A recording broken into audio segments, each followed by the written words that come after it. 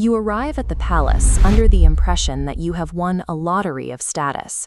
The Atreides are known for their nobility and justice, so you expect a benevolent master.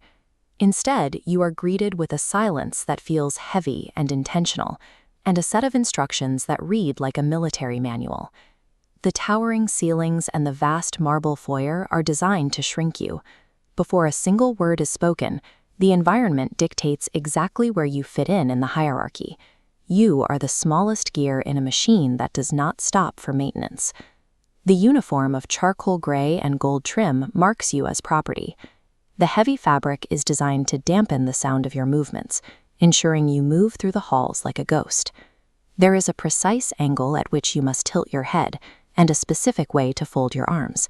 When you look in the handheld mirror in your quarters, the reflection shows a numerical rank where your face used to be. The law of silence governs your every interaction. You are forbidden from speaking unless a direct question is posed to you, and even then, your response must be a concise transmission of data. Pleasantries like "good morning" are considered clutter. This enforced silence creates a strange psychological vacuum. While the Atreides family glides past you, discussing their private dramas, you remain a mute observer.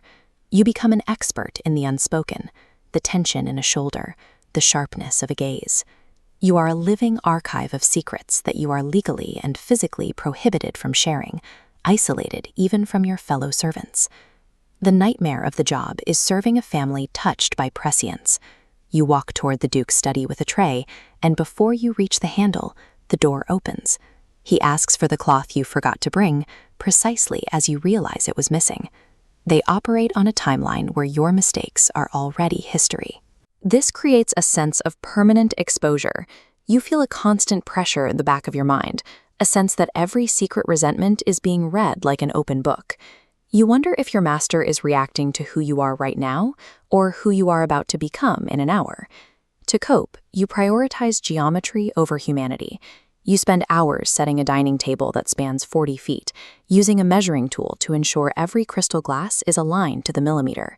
In the Atreides household, a lack of focus is seen as a vulnerability. You treat a fraction of an inch as a failure of discipline. This precision comes at the cost of your peace of mind. You find yourself measuring the distance between your pillow and the wall in your sleep. Your brain has been rewired to find the alignment of a glass more important than your own internal state. The Atreides demand this level of perfection to break your will. The head steward searches for the single flaw that justifies a reprimand, using the pressure to replace your individuality with a reflexive obedience to order. Your life is governed by a leather-bound ledger that times every task down to the second. 0600, wake and dress. 0615, polishing of the silver. 0645, sweep of the east wing. There are no breaks. There are only transition periods where you mentally prepare for the next box to be filled. As you become more efficient, the masters do not reward you with rest. They simply add more tasks to the ledger. You are running a race where the finish line moves backward every time you take a step. When stationed near the velvet curtains of the council chamber, you witness the influence of the Bene Gesserit. They move with a grace that feels predatory, using the voice to command the room with a frequency that bypasses the conscious mind.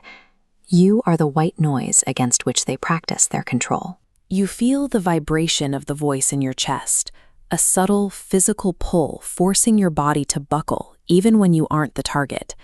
You see the fear in the eyes of powerful men and the cold calculation in the women. From hidden alcoves, you overhear secret treaties and planned purges. The servant's paradox is that the more invisible you become, the more of the empire's crumbling stability you see. This knowledge is a burden, not a weapon. Carrying a mental ledger of conspiracies that could topple houses creates a state of permanent paranoia. You begin to distrust everyone, wondering who is a spy and who is just as terrified as you are. The Emperor can verbally correct your physical misstep before it even occurs. He has watched you trip in 1,000 possible futures, and he chooses to correct you in this one. This clairvoyance strips away your agency. You are following a script written by a man who is already bored of the plot, and your only role is to execute the movements he has already decided. You lose the satisfaction of avoiding a mistake when the outcome was never in your hands. Your living quarters feature silk sheets and fresh fruit, luxuries you could never afford on your own. The Empire provides everything. Even the air you breathe is filtered by palace systems. These comforts ensure you are too dependent to leave. This luxury functions as a psychological cushion against your loss of autonomy. You are being paid in comfort to forget that you are a prisoner. The more comfortable you become, the harder it is to remember why you ever wanted to be free. Every morning, you polish a complex geometric spiral on the meditation chamber floor. The tiles represent the flow of power, and you are told the clarity of the reflection reveals the purity of your intent. If the spiral isn't perfectly mirrored, you start over from the center. This mind-numbing repetition drains your cognitive reserves, shrinking your world down to the size of a single tile. You are being trained to find peace in a meaningless task. In the courtyard, you watch a line of new recruits arrive. They are young, eager, and hoping for a position in the royal household. The Empire purposefully hires a surplus of labor to keep you in a state of permanent insecurity. You look at the newcomers and see your own replacements. Instead of bonding with your peers, you monitor them for infractions, subtly sabotaging their work to protect your own position. Even in an empty room, you feel a static pressure in the air. The Emperor's mind is so dominant that he leaves a psychic footprint on the rooms he inhabits. You feel judged by the walls themselves. This chronic mental exhaustion leaves your nervous system in a state of permanent fight or flight. You have no room for independent thought or ambition. Your own mind has become an extension of the space that belongs entirely to the Atreides. You encounter an old servant whose back is permanently bent from 40 years of service. He tells you there is no such thing as retirement. Once you are integrated into the royal household, you are part of the infrastructure until you cease to function. There are no pensions and no exit strategies. You are a piece of equipment to be used until you break. You stand before the massive Atreides crest, the hawk poised for flight. The Emperor has provided you with a structure and a sense of belonging to something cosmic.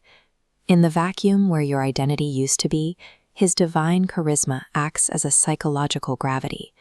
You find yourself internalizing the Empire's values until your own suffering feels like a noble sacrifice.